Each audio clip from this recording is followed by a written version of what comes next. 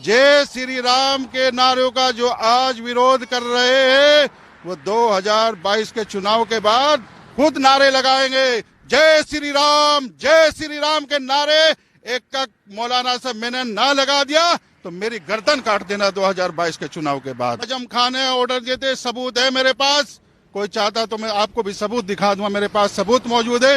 ये कहा था जाटों को काटो, सालों को टुकड़े कर दो, आजम खान ने कहा था। आज वहाँ अखिलेश यादव प्रेस वार्ता कर रहा है, शर्म आनी चाहिए जाटों को भी, और जो उसको जो है नाज तक उठा रहे हैं। देश जो टुकड़ा करने वाले की बात करता है, बोटी बोटी करने की बात करता है जाटों की, जिसका नेता आजम का, आज उसको जो है उसका स्वागत कर रहे हैं, फूल मालाएं डाल रहे हैं। अरे शर्म आनी चाहिए मुजफ्फरनगर के लोगों, उसको जूते की माला घेरते, तुम फूलों की माला घेर रहे हो अखिलेश यादव के गले में। बड़ा दुख हुआ सुन करके। ये एक यतीम बच्ची चुनाव लड़ी है, देश की सेवा करना चाहती है, क्षेत्र में काम करना चाहती है, और उसके परिवार ने काम करके दिखाया है। उसके बाप ने, हुक्म सिंह जी ने काम करके दिखाया है, हुक्म सिंह साहब ने, और आज उसके बच्चों को तुम पत्थर मार रहे हो। डूब मरने की जिंदगी है ऐसे लोगों की। यार दिल बहुत दुख हुआ है सुबह। नमस्कार, स्वागत है आपका हेडलाइंस इंडिया पर। मैं हूं नवीन चौहान। पहले चरण के चुनाव को अभी लगभग 10 दिन बाकी हैं, लेकिन उससे पहले ही राजनीति का तड़का लगना शुरू हो गया। जय श्री राम के नारों से अखिलेश के नेताओं को बड़ी एलर्जी हो रही है, और दूसरी तरफ अब योगी ने भी बोल दिया कि गर्मी अभी शांत नहीं हुई। आज बातचीत करने के लिए हमारे साथ मौजूद हैं राव मुशर्रफ जी, जो बड़ी बेबाकी से बोलते हैं, जो जय श्री राम का नारा लगाने के बाद भी सुर्खियों में आए, और आज हमारे साथ है, उनसे बातचीत करेंगे। राव मुशर्रफ जी, बहुत स्वागत है आपका हेडलाइंस इंडिया पर। और तो लगता है कि राजनीति में इस वक्त अगर जिन्ना का विरोध होगा तो मुस्लिम खुश होगा। अखिलेश यादव जिन्ना का नाम ले करके, उसको महापुरुष बता करके मुसलमानों को खुश करके उनका वोट हथियाना चाहते हैं, और ये नई बात नहीं है। हमेशा समाजवादी पार्टी ने भारतीय जनता पार्टी का मुसलमानों के दिलों में खौफ पैदा करके वोट को हथियाने का काम किया है। क्या भूल गए लोग मुजफ्फरनगर का दंगा? कवाल में क्या हुआ था?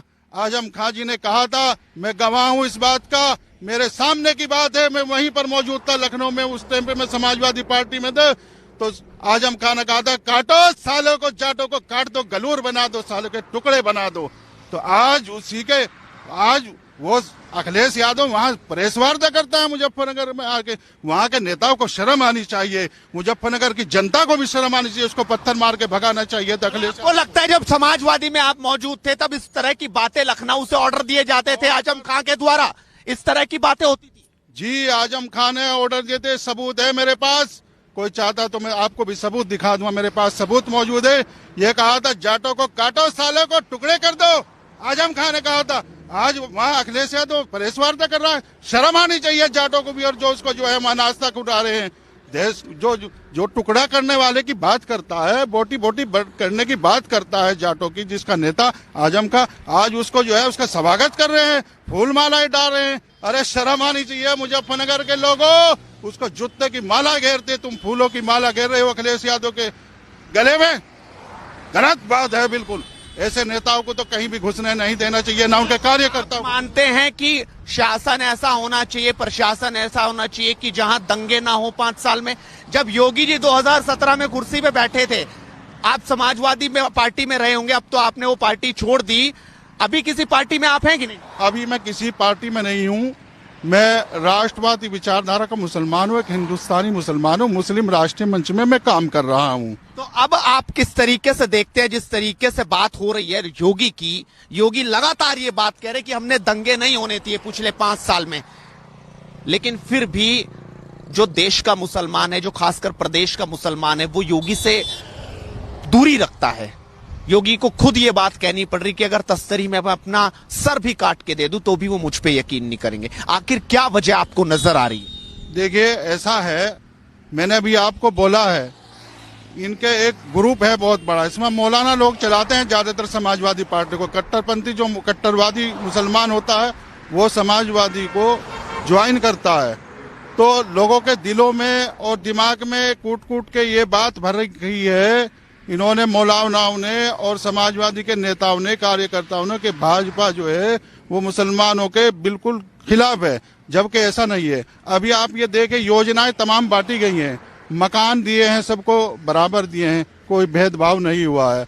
राशन हर 15 दिन में फ्री दी जा रहा है। कोई ये थोड़ी कहा जा रहा कि मुशर्रफ अली को राशन मत देना, कि मोहम्मद रफ़ी को राशन मत देना, जावेद अली खान को राशन नहीं देना है, भोला सिंह को ही देना है, भगत सिंह वर्मा को ही देना है, फला सिंह को ही देना है। ये थोड़ा ही नाम लिखा रखा, सबको बराबर भेदभाव। और देवबंद के अंदर मैं बताता हूँ आपको, देवबंद में 80% मुसलमान है। देवबंद के अंदर सबसे ज्यादा अगर मकान बने हैं फ्री, प्रधानमंत्री योजना के अंतर्गत जो आवास बने हैं वो मुसलमानों के बने हैं, शौचालय बने हैं, फ्री बने हैं, राशन सबसे ज्यादा मिल रहा है, गैस सिलेंडर फ्री मिले हैं। तो कोई भेदभाव जब योगी जी ने और मोदी जी ने नहीं किया है, तो मैं समझता हूँ मुसलमानों को भी गद्दारी नहीं करनी चाहिए। और मुझे उम्मीद है मुसलमान गद्दारी नहीं करेगा। जिसको योजना का लाभ मिला है, जिसको आवास मिला है, रहने के लिए मकान मिला है, खाने के लिए रोटी मिल रही है, अनाज मिल रहा है, फ्री मिल रहा है, अब तो तेल नमक सब कुछ मिल रहा है। मैं कहता हूँ नमक तो वैसे भी खा के आराम नहीं करना चाहिए। तो मुझे उम्मीद है जिन लोगों को ये फायदे हो रहे हैं, लाभ मिल रहा है सरकार से, तो वो गद्दारी बिल्कुल नहीं करेंगे, न नमक हराम करेंगे। आप ही के शहर के एक नेता धर्म सिंह सैनी, जिन्होंने साफ तौर पर यह कह दिया है कि जय श्री राम का नारा लगाओगे तो किसी गांव में घुसने नहीं दूंगा, इतनी ताकत मेरी है। किस तरीके से आप देखते? देखिए, धर्म सिंह सैनी जी ने जो पार्टी ज्वाइन की है, उसके नेता और मौलाना जय श्री राम के नारों का विरोध करते हैं।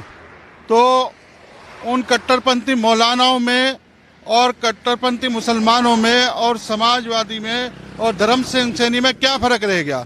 जो तालिबानी सोच रखने वाले मुसलमान जय श्री राम के नारों का विरोध करते हैं, वही काम धर्म सिंह सैनी जी कर रहे हैं। तो कट्टरपंथियों में, तालिबानियों में और धर्म सिंह सैनी में क्या फर्क रह गया? शर्म आनी चाहिए। धर्म सिंह सैनी को चुल्लू भर पानी में डूबकर मर जाना चाहिए, जो अपने भगवान का अपमान कर रहा है, अपने धर्म का अपमान कर रहा है। किस लिए? एक कुर्सी के लिए और मुसलमानों को खुश करने के लिए। अरे मुल्क के गद्दार, देश के गद्दार, तुझे कुर्सी नहीं मिलेगी। ऐसे इंसान को भगवान भी स्वीकार नहीं करता। तू मुसलमानों को खुश करने के लिए श्री राम के अपमान कर रहा है। शर्म आनी चाहिए, डूबकर मर जाना चाहिए ऐसे इंसान को चुल्लू भर पानी में। ये इंसान है, ये तो हैवान है, राक्षस है, जो श्री राम के नारों का विरोध कर रहे हैं। इनको भारत माता भी स्वीकार नहीं कर रही होंगी। क्या पहुंच रही होगी स्वर्ग में भी। श्री राम को बड़ा दुख हुआ होगा ऐसे इंसान की बात को सुनकर। ऐसी पार्टी से खड़ा है, ये जिन्नावादी लोग हैं, इनको स्पष्ट करना पड़ेगा ये समाजवाद का ढोंग करते हैं या जिन्नावाद है। ये जिन्नावाद के नारे लगाते हैं, जिन्ना को अपना महापुरुष मानते हैं, श्री राम को महापुरुष नहीं मानते। जिन्ना तो देश का गद्दार था, उसने देश का विभाजन किया है, उसने देश के टुकड़े किए हैं। वो देश का महापुरुष नहीं था, वो देश का गद्दार है। अब चुनाव पहले चरण का होने जा रहा है। आखिरकार क्या योगी को डर दिखाकर मुसलमान एकजुट होगा क्या? देखिए, एकजुट नहीं होगा।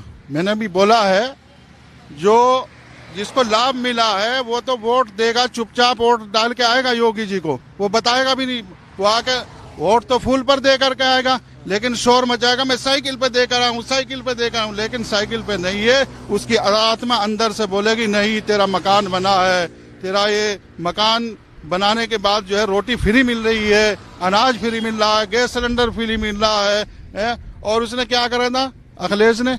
लैपटॉप दिए थे। लैपटॉप चलाने नहीं आते थे, रेड़े वाले को लैपटॉप दे दिया गया। अब वो रेड़ा चलाता है, कहाँ चलाना आता है उसको? उन्होंने बेच के बिरयानी खा ली उनकी है। आज अखिलेश जी बोलते हैं कि योगी जी पे लैपटॉप नहीं चलाना आता। अरे लैपटॉप नहीं चलाना आता, बिल्डोजर तो चलाना आता है। बिल्डोजर कैसे चलाया? इलाहाबाद में चलाया, कट्टरपंथियों के मकानों को तोड़ दिया गया। बिल्डोजर तो चलाना जानता है। और मैं दावे के साथ कहता हूँ, आप सबको आपके चैनल के से जो है विश्वास दिलाना चाहता हूँ प्रदेश की जनता को कि आप भारी मतों से फिर योगी जी को लाइए और फिर देखें बिल्डोजर कैसे दौड़ता है। लैपटॉप चलाने वाले देवबंद से हैं मुफ्ती मौलाना, फिर आपको फोन करेंगे कि आप क्या बात कर रहे हैं। और देवबंद में तो खुद बड़ा संवेदनशील इलाका माना जाता है। आपको डर नहीं लगता वहां किस तरीके से आप बोल रहे हैं? अरे मैं राजपूत का बच्चा हूँ, इन कट्टरपंथी मौलानाओं से डरने वाला हूँ क्या? रोज फोन करते हैं, कभी खुद भी करते हैं और दूसरों से, कभी दिल्ली से करवाते हैं अपने चेलों से, कभी बिहार से करवाते हैं कि चुप हो जा, घर बैठ जा, ये टोपी उतार, ये दाढ़ी उतार, कभी दाढ़ी की धमकी देते हैं, कभी कुछ देते हैं। मैं ऐसे गद्दारों से, ऐसे कट्टरपंथी मुसलमानों से, ऐसे तालिबानी सोच रखने वालों से कतई भी डरने वाला नहीं हूँ। और 2017 में आने दो, 2022 के बाद जो है फिर देखना योगी जी की सरकार आएगी। जय श्री राम के नारों का जो आज विरोध कर रहे हैं वो 2022 के चुनाव के बाद खुद नारे लगाएंगे। जय श्री राम के नारे एक का मौलाना से मैंने ना लगा दिया तो मेरी गर्दन काट देना 2022 के चुनाव के बाद। मतलब आप अभी भी अड़िग हैं जय श्री राम? अड़िग हूँ, नारा लगाते आया हूँ जय श्री राम के, और लगा रहा हूँ जय श्री राम, और लगाता रहूंगा। अगर किसी में दम है तो रोक कर दिखा दे जय श्री राम। कह रहे हैं कि 2022 में दोबारा अगर योगी आते हैं तो और भी लोग अब जय श्री राम साथ साथ लगाएंगे। अरे लगाने को तैयार बैठे हैं, इन मौलानाओं ने रोक रखा है। सब जानते हैं हमारे पूर्वज कौन थे। जय श्री राम पहले आया या इस्लाम पहले आया?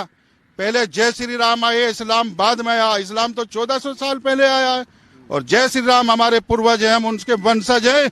अगर कोई हमारे पूर्वजों का, पुरखों का कोई अपमान करेगा वो हम बर्दाश्त कतई नहीं करेंगे।